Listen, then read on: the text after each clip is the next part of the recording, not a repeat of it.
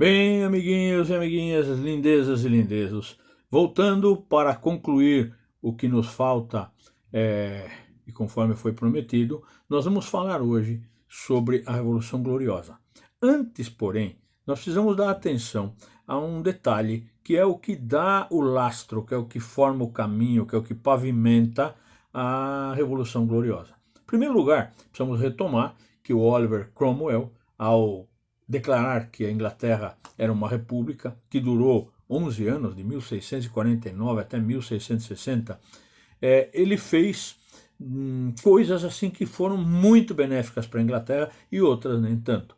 Uma coisa que trouxe um benefício comercial muito grande foram os atos de navegação, mas também trouxe uma baita encrenca com a Holanda. E daqui a pouquinho eu vou falar disso. Para que a gente possa entender a cabeça do Oliver Cromwell, é preciso entender a ética protestante e o espírito. Existe uma maneira de pensar, o chamado espírito do capitalismo, que vai ser estudado lá na frente e muito bem descrito por um sujeito chamado Max Weber. Mas isso é um outro assunto. Mas essa ética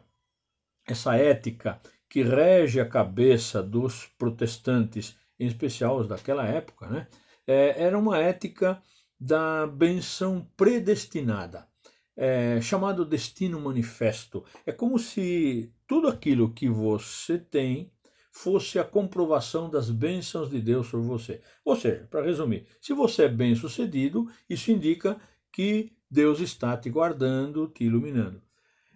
Portanto, eles julgavam a si próprios beneficiários, abençoados de Deus. E o Oliver Cromwell traz um período de progresso que agrada, obviamente, a burguesia, desagrada completamente os reis, né? A família Stuart é obrigada a fugir, vai ter o seu principal cabeça, com a cabeça cortada, o Carlos I perde a cabeça, e eles ficam sem uma cabeça regente. Quem entra no lugar, Oliver Cromwell, tem um sucesso, tem problemas graves que surgem, porque essa ideia, vamos chamar assim de pré-capitalista, essa ideia de lucrar, muitas vezes traz também a ideia de passar por cima dos outros. E foi o que aconteceu. A marinha holandesa foi proibida de aportar, de trazer mercadorias, açúcar, especiarias e outras coisas que a Inglaterra comprava. Só navios ingleses poderiam fazer essa ponte comercial. Isso cria um problema seríssimo, gera uma guerra, né? Que depois terá um desfecho bem interessante. Mas, por enquanto, pense bem que cria-se um conflito, cria-se um confronto de interesses, e o Oliver Cromwell consegue driblar isso e ser até bem sucedido. Durante 11 anos houve progresso, houve problemas, mas houve progresso. Em resumo, ele é chamado de o Lorde Protetor da Inglaterra. Deixou umas coisas boas, outras não tanto, mas uma das coisas é o seguinte: quando ele morre, o filho dele, vocês já sabem, o Richard, tenta assumir as administrações e os negócios do pai e não é bem sucedido. Isso faz com que a família Stuart volte. O Carlos II, filho daquele que perdeu a cabeça, volta.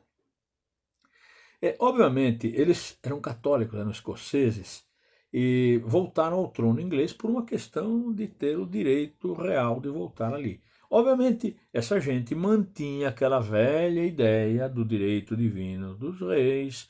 Ele volta para a Inglaterra com um parlamento agora um pouco mais fortalecido. Ele faz de conta que vai dar assim um poder ao parlamento. Já não tinha mais Oliver Cromwell, já não tinha mais o Richard. Ele toma então as rédeas do poder na Inglaterra.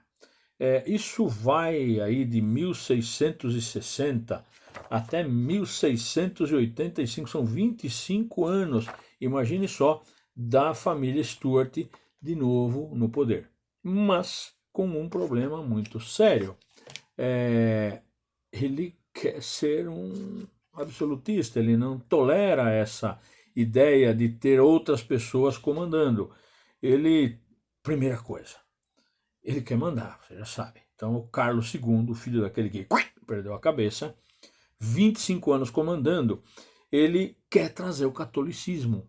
Lembra bem, ele era sobrinho do Henrique VIII, que era anglicano, a Inglaterra tinha sido obrigada a se tornar anglicana e agora vem um católico. Essa turbulência religiosa, como eu disse no vídeo anterior, deixa a situação tumultuada. Mas durante 25 anos, esse caldeirão ele vai fervendo, mas não era uma panela de pressão, era um caldeirão, não chegou a explodir.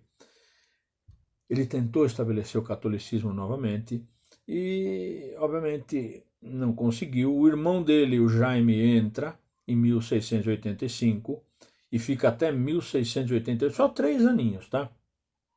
Mas tinha uma coisa interessante. Lembra que a Inglaterra tinha encrencado feio com a Holanda? Só que a filha do Jaime, Jaime II, chamada Maria I, Maria Stuart, ela casou com um holandês. Nada mais, nada menos do que um príncipe holandês. Naquele tempo tinha muito disso, né? Casavam-se assim, entre famílias reais, nobres. E a filha do Jaime casou com um príncipe holandês. E agora? O que será que vai acontecer? Na realidade, o caldeirão está lá fervendo. Católicos, anglicanos, puritanos que tinham estado no poder. Tudo isso, imagina só a treta que tinha ali, né? Tanta coisa em jogo.